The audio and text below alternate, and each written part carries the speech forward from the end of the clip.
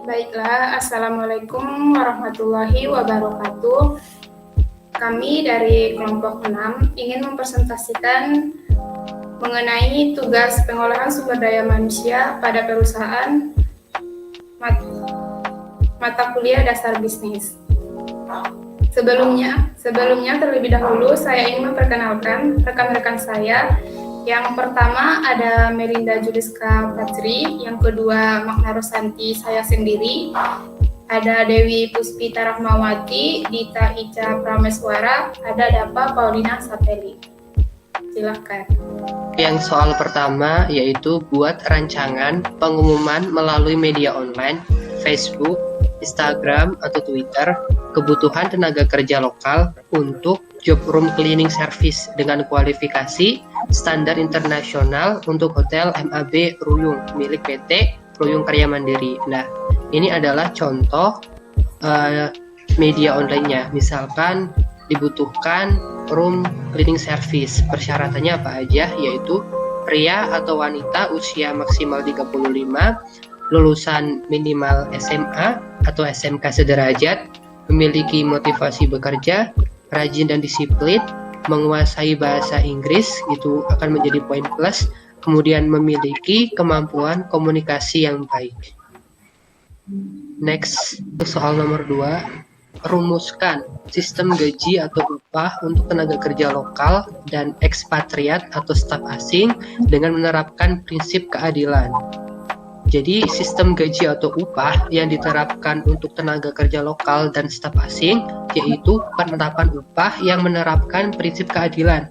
Keadilan ini dijelaskan secara yuridis dalam pasal 5 Undang-Undang Nomor 13 Tahun 2003 tentang Ketenagakerjaan, yaitu memberikan perlindungan bahwa setiap tenaga kerja berhak dan mempunyai kesempatan yang sama untuk memperoleh pekerjaan dan penghidupan yang layak tanpa membedakan jenis kelamin, suku, ras, agama, dan aliran politik sesuai dengan minat dan kemampuan tenaga kerja yang bersangkutan, termasuk perlakuan yang sama terhadap para penyandang cacat.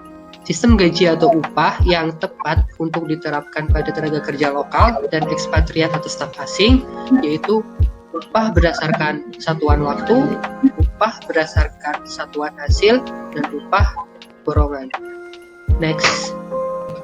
Pertama, upah berdasarkan satuan waktu, di mana sistem upah ini pekerja dibayar berdasarkan waktu kerja, misalnya harian, mingguan, atau bulanan.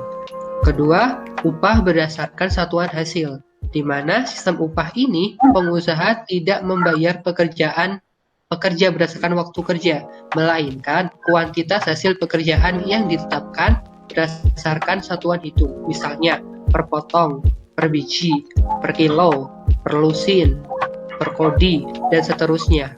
Ketiga, upah borongan, di mana sistem upah ini didasarkan pada volume pekerjaan tertentu yang disepakati oleh pemberi kerja dan pekerja di awal.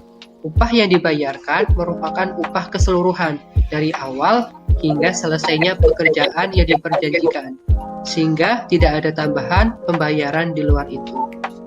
Ketiga, uraian sistem pelayanan hotel yang memiliki standar internasional, tetapi cita rasa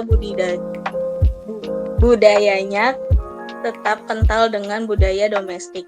Sistem pelayanan yaitu A.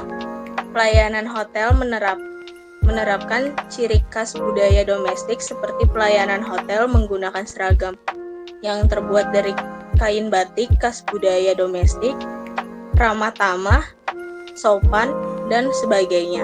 B. Fasilitas yang diterapkan oleh hotel yaitu menggunakan budaya domestik dan standar internasional, dan budaya seperti ornamen hotel dengan budaya domestik serta kamar mandi, minibar, kolam renang, spa, fitness, dan lapangan golf dengan standar internasional. C. Makanan yang diterapkan oleh hotel yaitu makanan dengan budaya domestik dan standar internasional. Selanjutnya, yang keempat, berilah saran bagaimana sebaiknya kepemimpinan Pak Asmawi agar bisa diterima secara baik oleh karyawan dua bangsa yang berbeda dan dapat menyelesaikan persoalan-persoalan yang dialami Hotel MHB Ruyung. Caranya yaitu sebagai seorang Human Resource Manager atau HRM, Pak Aswani memiliki tanggung jawab dalam mengatasi adanya permasalahan yang terjadi pada kinerja karyawan dalam perusahaan tersebut.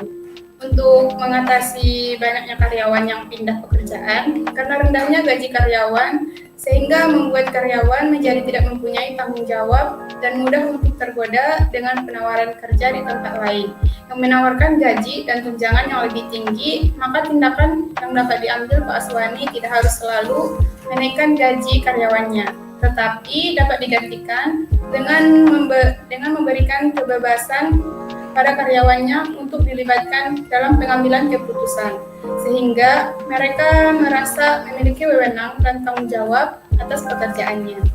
Selain itu, perusahaan dapat memberikan jaminan kesehatan dan pendidikan bagi para karyawannya yang sudah memiliki anak sebagai bentuk fasilitas yang diberikan oleh perusahaan.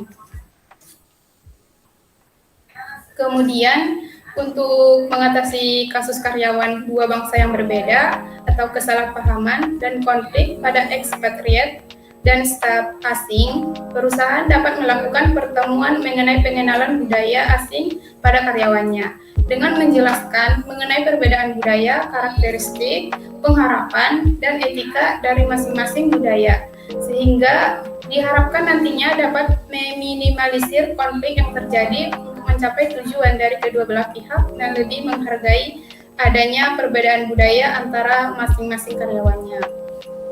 5. Uraikan tahapan pengelolaan SDM di PT Fast Food Indonesia Terbuka, meliputi tahapan pengumuman, seleksi, penempatan, atau penugasan. A. Pengumuman. Yang pertama, mengumumkan rencana perusahaan yang akan merekrut karyawan dalam bidang tertentu. Yang kedua, melakukan iklan rencana perekrutan karyawan, baik dalam media cetak, elektronik, maupun media online.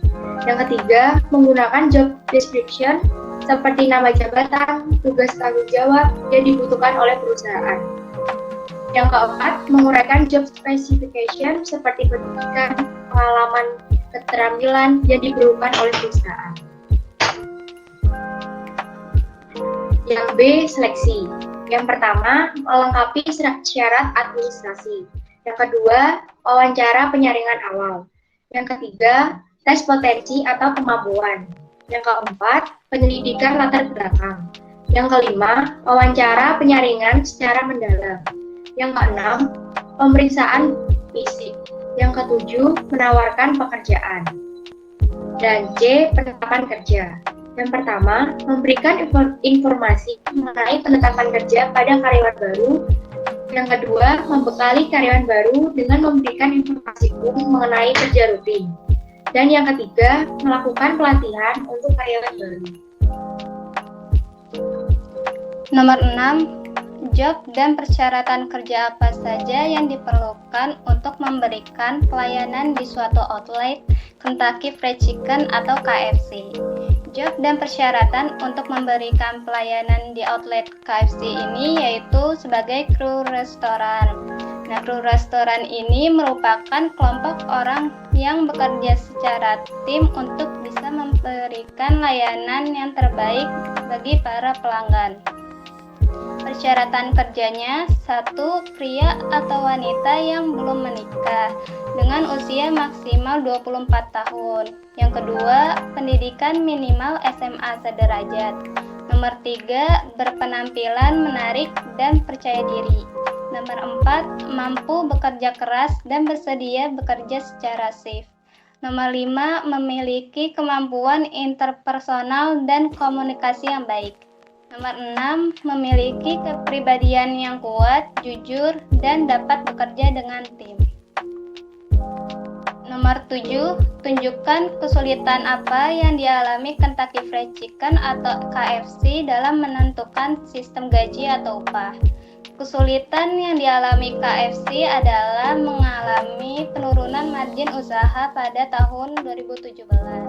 Hal ini disebabkan karena meningkatnya besaran beban usaha sehingga pihak KFC kesulitan menentukan sistem upah.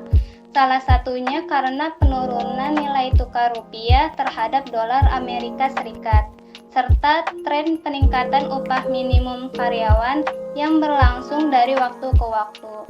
Namun pihak perusahaan banyak melakukan efisiensi, terutama dari segi sumber daya manusia atau SDM. Karena tiap tahun upah minimumnya bertambah. Dalam kasus ini, yang dilakukan pihak manajemen perusahaan tidak melakukan pemutusan hubungan kerja atau PHK. Pihak perusahaan justru merotasikan karyawannya tadi ke gerai-gerai baru dengan cara yang membuat karyawan menjadi multitasking sehingga produktivitasnya meningkat. Baiklah, sekian presentasi dari kelompok kami. Kami dari kelompok 6 pamit undur diri. Mohon maaf jika ada kesalahan. Wabillahi taufiq wal hidayah. Wassalamualaikum warahmatullahi wabarakatuh. Terima kasih.